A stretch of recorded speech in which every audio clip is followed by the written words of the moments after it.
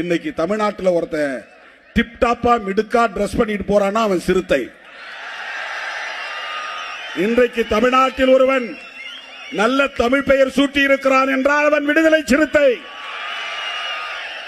இன்றைக்கு தமிழ்நாட்டிலே தெளிவான கொள்கை அரசியல் ஒருவன் பேசுகிறான் என்றால் கண்ணை மூடிக்கொண்டு சொல்லலாம் அவன் விடுதலை சிறுத்தை.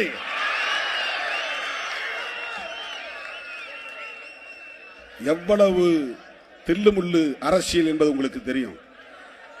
இதே திருச்சியில் இந்த பேரணி நடத்துறதுக்கு முதல்ல அனுமதி இல்லைன்னு சொல்லிட்டாங்க.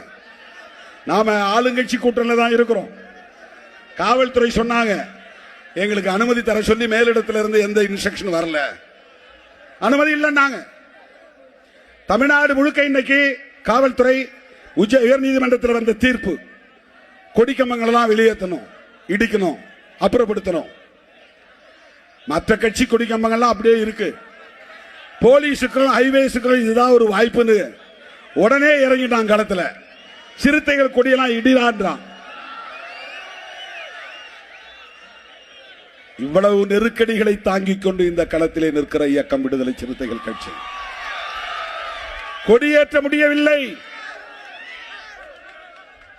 பொதுக்கூட்டம் நடத்த முடியவில்லை, பேரணி நடத்த முடியவில்லை, மாநாடு நடத்த முடியவில்லை.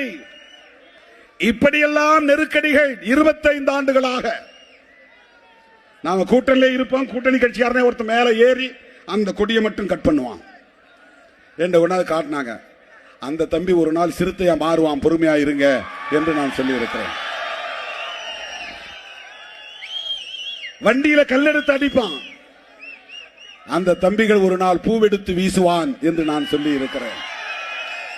இப்படித்தான் இந்த அடக்குமுறைகளையும் நெருக்கடிகளையும் தாக்குப்பிடித்து இந்த இயக்கம் 1/4 நூற்றாண்டு காலம் இந்த களத்திலே போராடி கொண்டிருக்கிறது. தவிர்க்க முடியாத ஒரு அரசியல் சக்தியாக மாறி இருக்கிறது.